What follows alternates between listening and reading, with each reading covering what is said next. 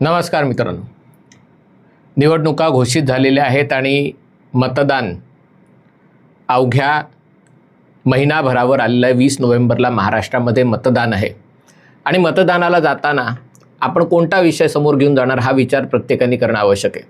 तसंही म्हटलं की या निवडणुका मुद्द्यांवर व्हायला पाहिजेत अशी इच्छा आहे आणि म्हणून आपल्या महाराष्ट्राच्या विकासाच्या वेगवेगळ्या विषयांबद्दल एक व्हिडिओ सिरीज सुरू केलेली आहे. ती अशासाठी कारण गेल्या 10 वर्षात काय काय फरक पडला, काय बदल झाले, अजून कोणती आव्हानं बाकी आहेत आणि ती पूर्ण करण्यासाठी कशा प्रकारे एक स्थिर आणि सक्षम सरकार असणं आवश्यक आहे हे आपल्याला कळावं म्हणून.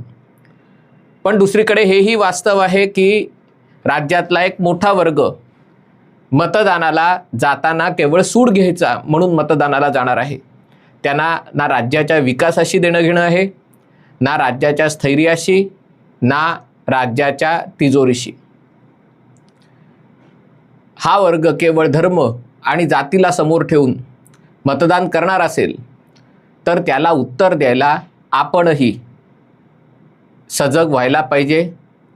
जातीभेदांना मूठ माती, आता फक्त हिंदुत्वाला गती या आधारावर मतदान करणं हे आपल्या सगळ्यांचं कर्तव्य आणि म्हणूनच याबाबतचा एक लोगो, एक DP मी ठेवलेला आहे आणि अशाच प्रकारे आपणही आपापल्या व्हॉट्सअप प्रोफाईलला, फेसबुक प्रोफाईलला, ट्विटर प्रोफाईलला किंवा अन्य कुठे हा DP म्हणून ठेवा. तो तुम्हाला माझ्या पोस्टमध्ये मिळेल. मला रोज यूट्यूबवर व्हिडिओ करायचे असल्यामुळे मी यूट्यूबवर तो ठेवत नाही आहे, पण बाकीच्या ठिकाणी मी ठेवणार आहे. हे असं का होतं आहे? म्हणजे आजचंच मनोज जरांगेंचं जर वक्तव्य ऐकलं की देवेंद्र फडणवीस यांना मराठ्यांचे वाटोळं करायचं होतं, आम्ही मराठ्यांना मोजत नाही हे त्यांनी पुन्हा एकदा सिद्ध केलं. आजपर्यंत मराठ्यांना आरक्षण द्यायचं की नाही हा सत्ताधारी म्हणून त्यांचा निर्णय होता, मात्र आता त्यांना मत द्यायचं की नाही हे मराठा समाजाच्या हाती. अशा प्रकारे मनोज जरांगेंनी मराठा समाजाला ललकारलंय. त्याचा काहीतरी प्रभाव निश्चित पडणार आहे.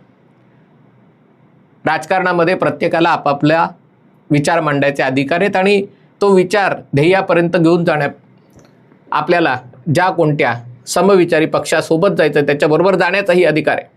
पण हे करताना त्याला विचारधारेची काहीतरी जोड असणं आवश्यक आहे.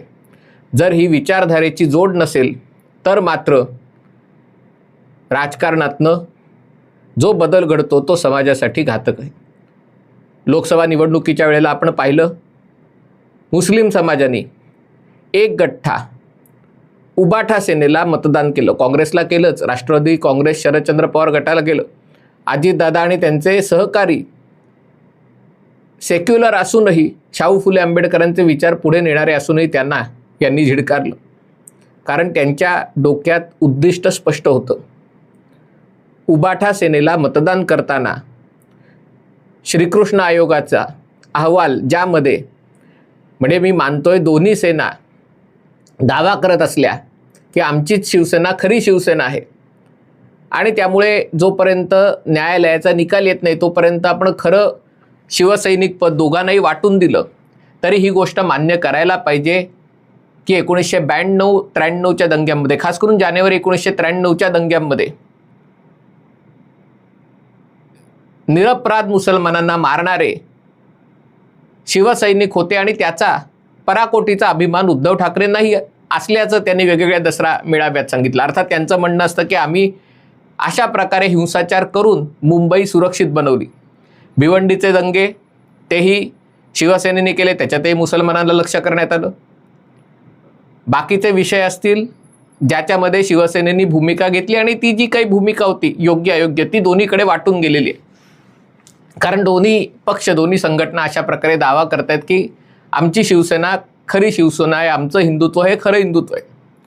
पण तरी देखील मुस्लिम समाज सुडाची भावना विसरून उद्धव ठाकरेंच्या पाठी उभा राहत असेल तर त्याच्या मागे त्यांचा विचार स्पष्ट आहे की आम्हाला 93च्या दंग्यांमध्ये काय झालं याच्याशी काही देणं घेणं नाही आहे. आम्हाला भाजपाला हरवणं, आम्हाला नरेंद्र मोदींना पंतप्रधान होऊ न देणं. भले त्यांनी गरिबांसाठी जी घरं बांधली त्यातली 30% जास्त घरं आम्हाला मिळाली असोत. भले त्यांनी जी शौचालय बांधली असतील त्यातली 30% जास्त शौचालय आम्हाला मिळाली असतील.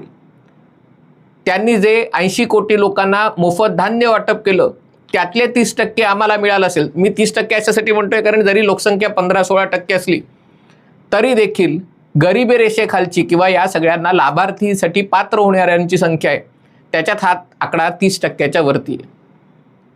कारण मुसलमानांची अवस्था दलितांपेक्षा वाईट आहे असेच सच्चर समितीचा अहवाल सांगतो. आणि त्यामुळे प्रत्येक गोष्टीमध्ये, मग तो स्वयंपाकाचा गॅस असेल, मग ती उज्ज्वला योजना असेल, सगळ्यामध्ये 30% वाटा मिळूनही जर मोदींना हरवणं हा एकमेव अजेंडा असू शकतो आणि त्याच्यासाठी ज्या पक्षांनी मुसलमानांची कत्तल केली असा दावा त्यांचेच नेते करतात, त्यांनाही मतदान करायला मनामध्ये किंतु परंतु येत नसेल तर मग अशा प्रकारचा किंतु परंतु हिंदूंच्या मनात काय येतो?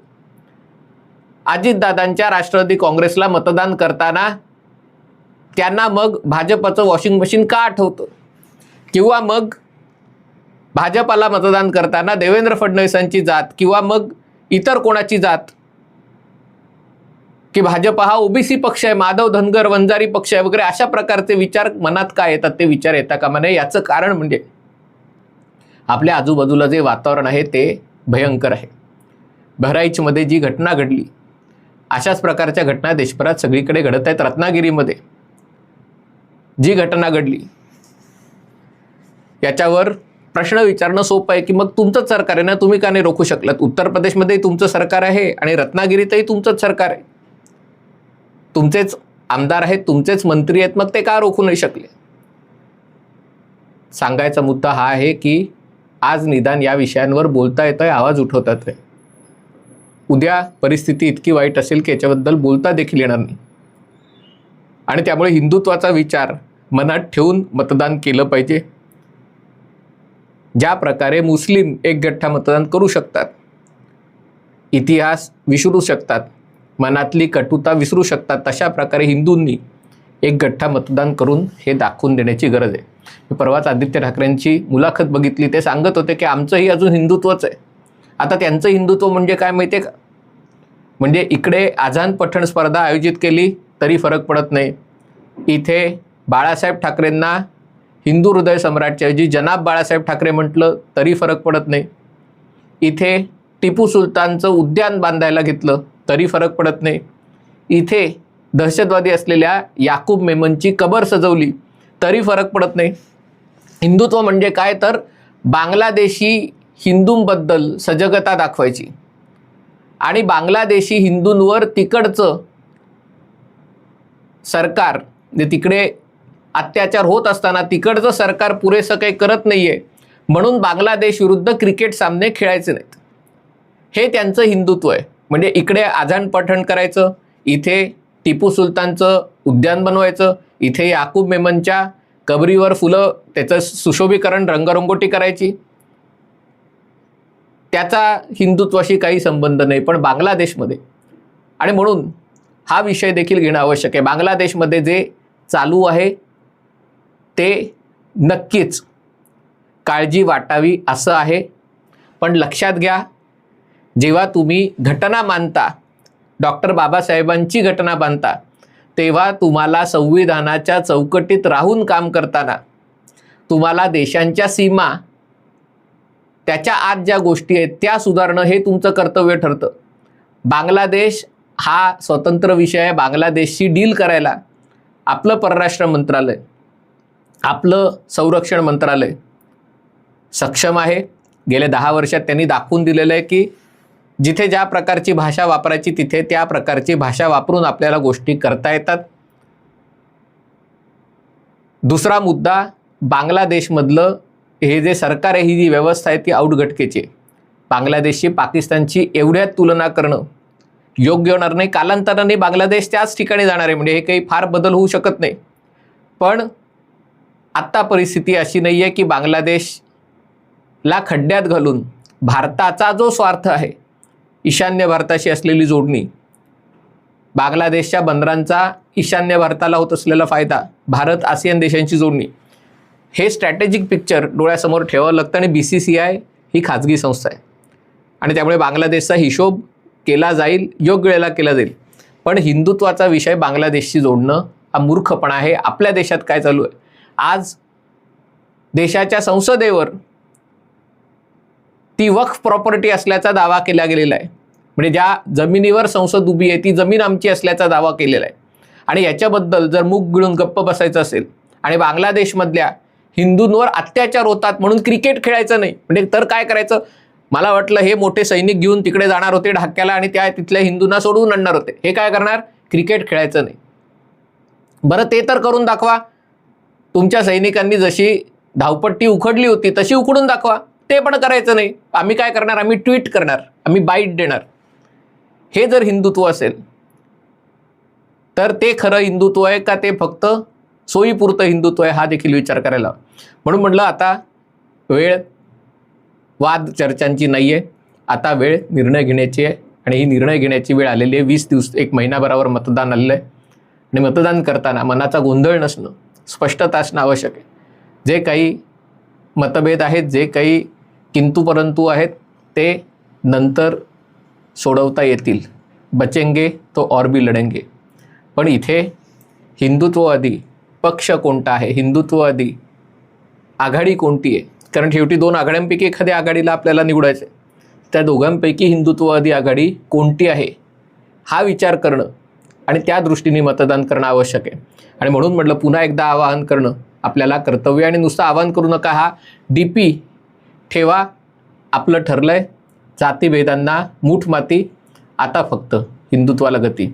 हाच विचार मनात ठेवा आणि हाच विचार मतदानाच्या दिवशी EVMचं बटन दाबताना ठेवणं गरजेचं आहे. हा व्हिडिओ आपल्याला आवडला असेल तर कृपया लाईक करा, शेअर करा आणि चॅनल सबस्क्राईब करा एवढीच विनंती आहे. तुर्तास इथेच थांबतो. पाहत रहा MH48.